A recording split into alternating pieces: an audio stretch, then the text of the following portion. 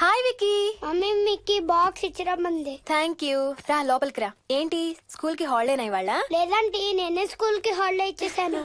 అంటే నేను uncle play station లో గేమ్స్ ఆడుకోవచ్చా? ఓకే, వెళ్ళి ఆడుకో.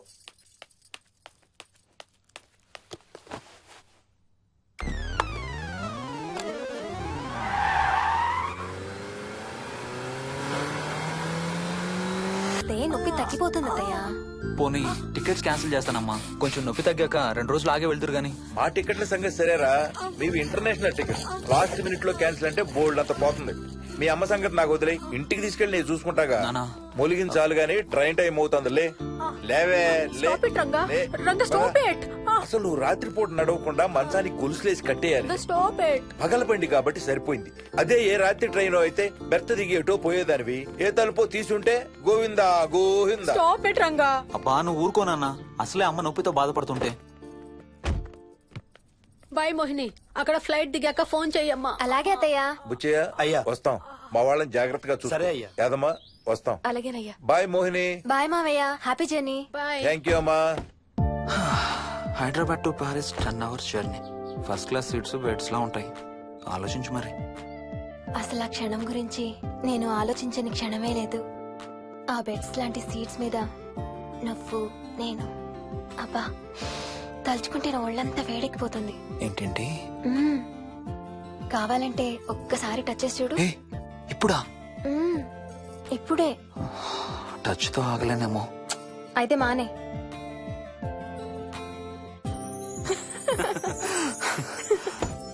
రేయ్ తొందరగా రారా, టైం అవుతుంది. సరే వెళ్ళు, నేను ప్యాకింగ్ స్టార్ట్ చేయాలి. ఇవాళ ఏం కలరు? Stop it Harsha. రోజు పొద్దున్న ఏం తింటావు? ఇడ్లీ. రోజు ఇడ్లీనా? ఇంకేం తినవా? అవును డాక్టర్, ఎప్పుడు ఇడ్లీయే కావాలంటాడు. అప్పుడప్పుడు కాన్ఫ్లెక్స్ తింటాడు. ఇటు తిరగమ్మా. రోజు పాలు తాగుతావా? పాలంటే నాకు ఇష్టం లేదు. పెరుగన్నా తింటావా? పెరుగు కూడా నాకు ఇష్టం లేదు. అయితే ఏమిష్టం నీకు? చాక్లెట్స్. ఇదిగో తీసుకో. ఇంకోటి ఇస్తారా అంకుల్? మా తాతయ్య కూడా ఇవ్వాలి. అవునవును మర్చిపోయాను. ఇదిగో. Thank you. ఇంతకీ మీ తాతయ్య ఎక్కడున్నారు? బయటే కూర్చున్నారు. సరే అయితే వెళ్ళి మీ తాతయ్యతో ఆడుకో. Sir thank you. మీకు మీ బాబు గురించి చెప్పే ముందు నేను ఈ మధ్య డీల్ చేసిన ఒక కేసు గురించి మీకు చెప్పాలి. ఈ అమ్మాయి పేరు కల్పన. ఇప్పుడు 18 ఏళ్లు.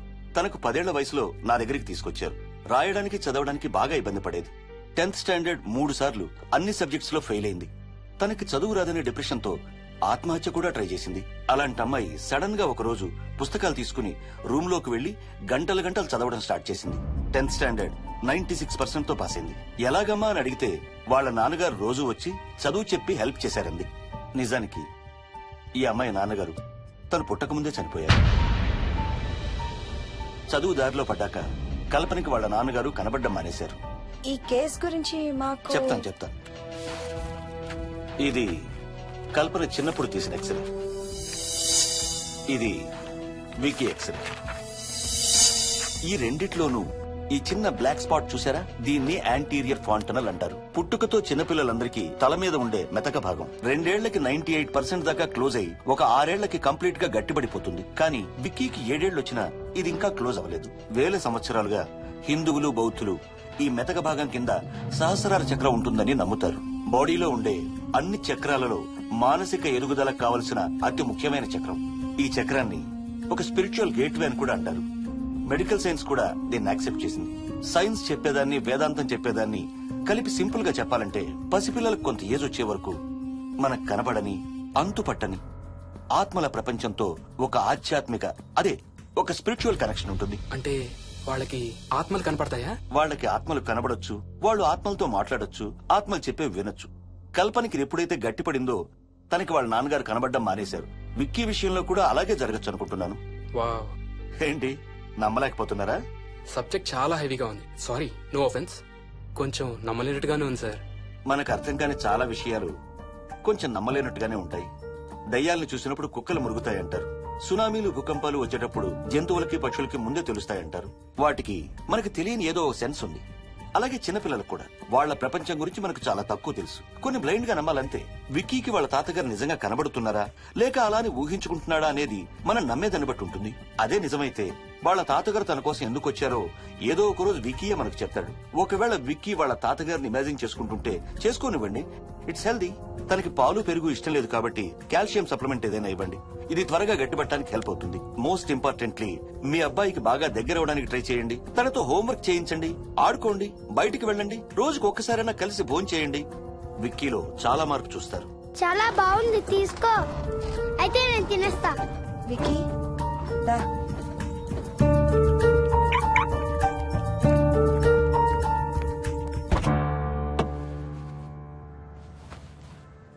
Wiki, listen to me carefully. ఇక నుంచి అన్ని ఆటలు మన ఇద్దరమే ఆడుకుందాం. నీకెప్పుడు ఆడుకోవాలనిపించినా నన్ను పిలు, నేనొచ్చి నీతో ఆడతాను. తాతతో గాని రాజుతో గాని ఆడుకోవటం మానేయాలి, అర్థమైందా? తాత అంటే నాకు చాలా ఇష్టం డాడీ. తాత చచ్చిపోయాడు, ఈ లోకంలో లేడు. నువ్వు పుట్టక ముందే చచ్చిపోయాడు, అర్థమైందా?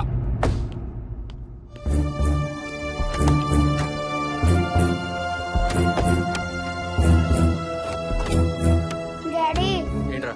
తాత నిన్ను సీట్ బెల్ట్ వేసుకోమంటున్నాడు. రేయ్, నిన్ను స్టాప్ ఇట్. వాడితో డీల్ చేసే విధానం అది కాదు. కార్తీ, ఇవ్వు, వాడికి బాగా గారం ఇవ్వు, తర్వాత ఏడుస్తావు నువ్వే.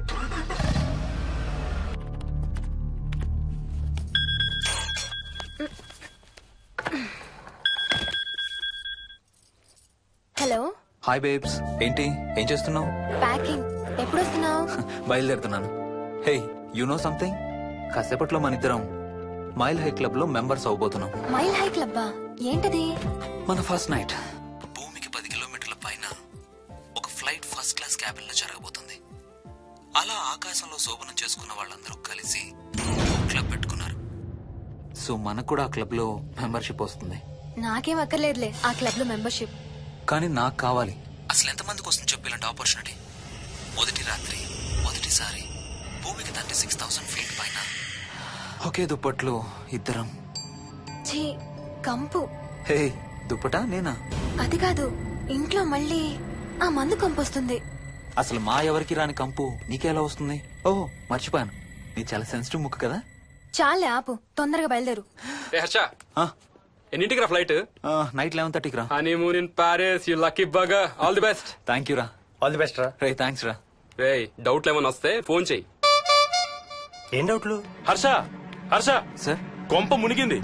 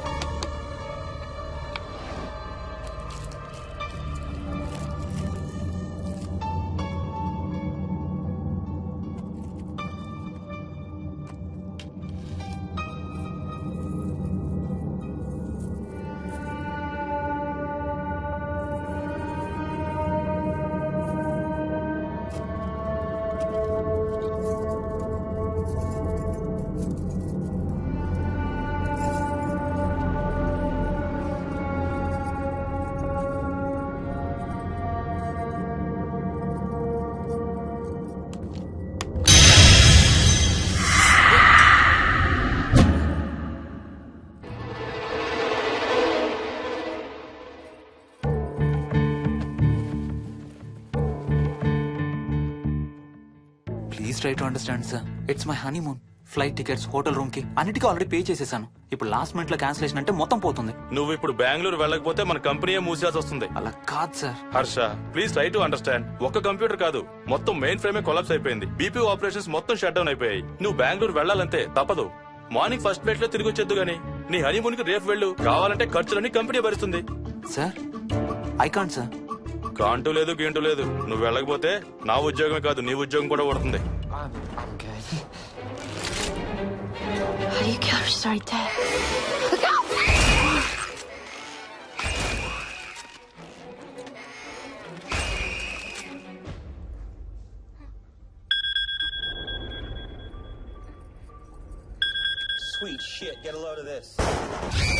హాయ్, ఏంటి అరుపులు కేకలు? సినిమా చూస్తున్నాను. మళ్ళీ ఇంకో హారర్ సినిమానా? ఏంటి ఇంకా రాలేదు? బ్యాడ్ న్యూస్, మనం ఇవాళ నైట్ వెళ్ళడం లేదు. వాట్? ఏమైంది? బెంగళూరులో సర్వర్స్ అన్ని డౌన్ అట, సో నన్ను అర్జెంట్ గా అక్కడికి వెళ్ళమంటున్నారు. ఎప్పుడు? ఇంకో 2 hours లో ఫ్లైట్ ఉంది. ఇంటికి వచ్చే టైం కూడా లేదు. ఎప్పుడు వస్తావు? మార్నింగ్ ఫ్లైట్ లో వచ్చేస్తాను. మరి మన టికెట్స్? రీషెడ్యూల్ చేస్తాను. రేపు ప్యారిస్ కి ఫ్లైట్ లేదు, ఎల్లుండి ఉంది. అబ్బా, ఆ మైల్ హై క్లబ్ లో ఈ రాత్రికి మెంబర్ అయిపోవచ్చని ఎంత ఎక్స్పెక్ట్ చేశానో తెలుసా? హే డోంట్ వరీ స్వీటీ, ఏముంది, ఎల్లుండి నైట్ మెంబర్స్ అవుదాం. ఇవాళ నీ కోసం నీ ఫేవరెట్ కలర్ బ్లాక్ వేసుకున్నాను తెలుసా?